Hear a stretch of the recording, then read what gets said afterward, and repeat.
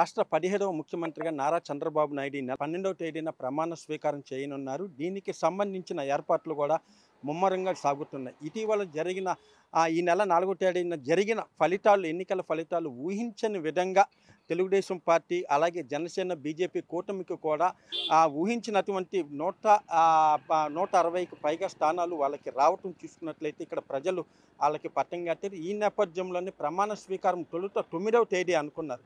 అయితే అక్కడ కేంద్రంలో కూడా ఎన్డీఏ తరఫున మోడీ కూడా మూడోసారి ఆయన ప్రధానిగా కూడా 9వ తారీఖున ఆయన ప్రమాణ స్వీకారం చేస్తున్నారు. ఈ నేపథ్యంలోనే 9వ తారీఖు రాష్ట్రానికి సంబంధించిన ముఖ్య నేతలు, అలాగే ఎన్డీఏ ప్రధాన భాగస్వామిగా కూడా ఇప్పుడు ప్రభుత్వం తెలుగుదేశం పార్టీ ఉంది. కాబట్టి అక్కడ ప్రమాణ స్వీకారానికి హాజరవ్వాల్సిన కారణంగా ఇక్కడ చూసుకుంటే రాష్ట్రానికి సంబంధించి 12వ తేదీకి అక్కడ ముహూర్తం అనేది మార్చారు. దీనికి సంబంధించిన ఏర్పాట్లు కూడా ముమ్మరంగా జరుగుతున్నాయి.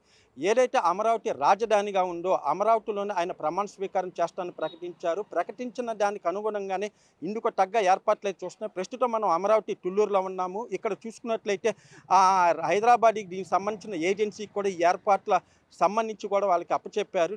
ఇప్పటికే దీనికి సంబంధించిన భారీగా దాదాపు 3-4 లక్షల మంది ఇక్కడ ప్రజలు కానీ, టీడీపీ అభిమానులు కానీ, అన్ని ఇతర రాష్ట్రాల నుంచి వచ్చే అతిథుల కోసం కానీ రాష్ట్రం నలుమూలల నుంచి కూడా ఇక్కడికి తరలి వచ్చే అవకాశం ఉంది. అలాగే పక్కనున్న రాష్ట్రాల నుంచి కూడా తెలుగుదేశం పార్టీ అభిమానులు కూడా ఇక్కడ తరలి వచ్చే అవకాశం ఉంది. దాదాపు 5 లక్షల మంది హాజరవుతారని వాళ్ళు అంచనా వేస్తున్నారు. ఇందుకు తగ్గ ఏర్పాట్లు కూడా ఇప్పటికే జరుగుతున్నాయి. ఏదైతే ప్రైవేట్ ఏజెన్సీలకు దీనికి సంబంధించిన కాంట్రాక్ట్ కూడా ఉన్నారు. ఆ కాంట్రాక్ట్కి సంబంధించిన మొత్తం మెటీరియల్ కూడా ఇప్పటికే ఇక్కడ తుళ్ళూకు చేరుకుంది. మరికొద్దిసేపటి దీనికి సంబంధించిన పనులన్నీ కూడా ప్రారంభం కాబోతున్నాయి. దీనికి సంబంధించి ఇప్పటికే తెలుగుదేశం పార్టీ సీనియర్ల నేతలతో కూడా ముఖ్యమంత్రి కొద్దిసేపటి క్రితం కూడా చంద్రబాబు నాయుడు ఆయనతో వాళ్ళందరితో కూడా సమావేశం అయ్యారు. మరోవైపు ఆయన నివాసం నుంచే దీనికి సంబంధించిన ఇంకా ప్రమాణ స్వీకారం చేయకముందే అక్కడ చూసుకున్నట్టయితే ఎటువంటి ప్రణాళికలు సిద్ధం చేయాలి అంటే గతంలో మునిపెన్నడూ లేని విధంగా తెలుగుదేశం పార్టీ భారీ మెజార్టీ అయితే సాధించింది. దీంతో పాటు కేంద్రంలో కూడా మరోసారి చక్రం తిప్పే అవకాశం చంద్రబాబుకు లభించింది. అంటే ఇక్కడ చూసుకుంటే ఏదైతే బీజేపీ 400 సీట్లు సాధిస్తామని వాళ్ళు చెప్పుకున్నప్పటికీ కూడా అక్కడ కేవలం అతిపెద్ద పార్టీకి 240 సీట్లకే బీజేపీ పరిమితమైంది. దీంతో తెలుగుదేశం పార్టీకి 16 ఎంపీ స్థానాలు లభించాయి. దీంతో తెలుగుదేశం పార్టీ మరో కీలక పాత్ర పోషించే అవకాశం ఉంది.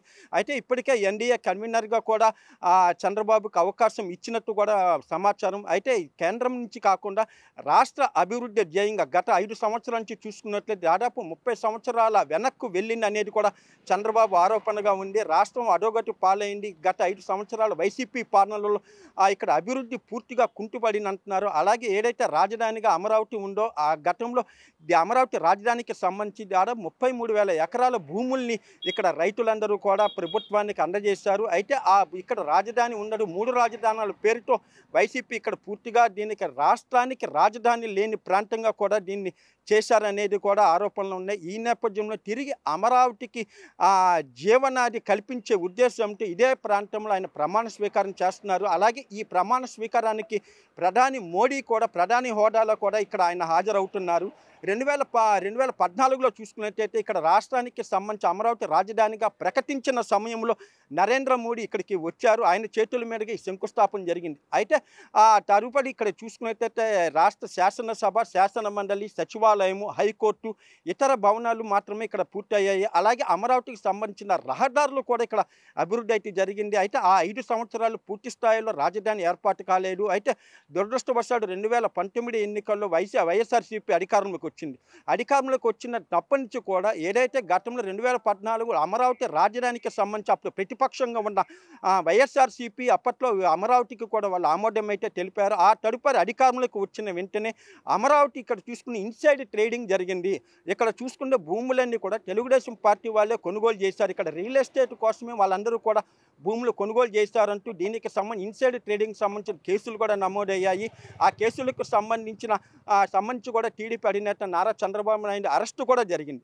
ఈ నేపథ్యంలో తిరిగి ఈ అమరావతి ప్రాంతానికి పూర్వరూపం తీసుకొచ్చే ఉద్దేశం ఉంది. ఒకవైపు కేంద్రంలో చక్రం తిప్పే అవకాశం రావడం, మరోవైపు ఇక్కడ నిధుల పరంగా కూడా కొంత ఆర్థిక లోటు ఉన్నప్పటికీ కూడా కేంద్ర సహకారం లేనిదే ఇక్కడ రాష్ట్ర అభివృద్ధి జరగడనేది మాత్రం చంద్రబాబు గుర్తించారు. అందులో భాగంగానే ఎన్డీఏ భాగస్వామ్య పక్షంగానే ఆయన ఉంటానని కూడా ఇప్పటికే ఆయన ప్రకటించారు. ప్రకటించిన విధంగానే చూసుకున్నట్లయితే నిన్న ఎన్డీఏ సమావేశానికి కూడా హాజరయ్యారు.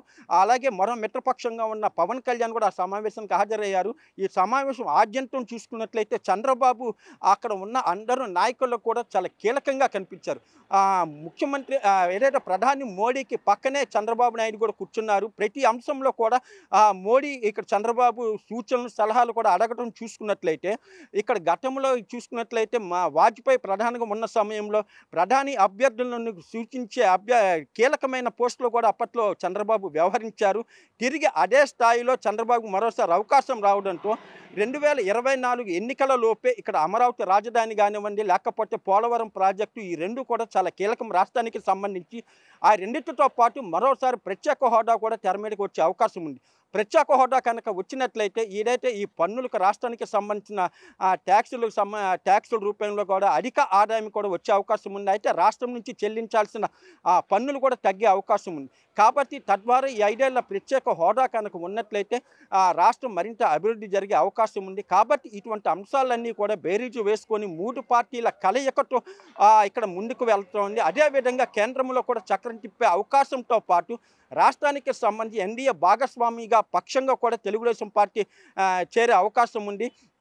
ఇప్పటికే దీనికి సంబంధించి ప్రధానమైన స్పీకర్ పోస్టుతో పాటు మరో 4 కేంద్ర పదవులు కూడా తెలుగుదేశం పార్టీ అడుగుతున్నట్టు తెలుస్తూ ఉంది. ఏదైనప్పటికీ కూడా కేంద్రంలో తెలుగుదేశం పార్టీ మరోసారి చక్రం తిప్పే అవకాశం ఉంది. కెమెరా పర్సన్ హరితో శ్యామ్, అమరావతి.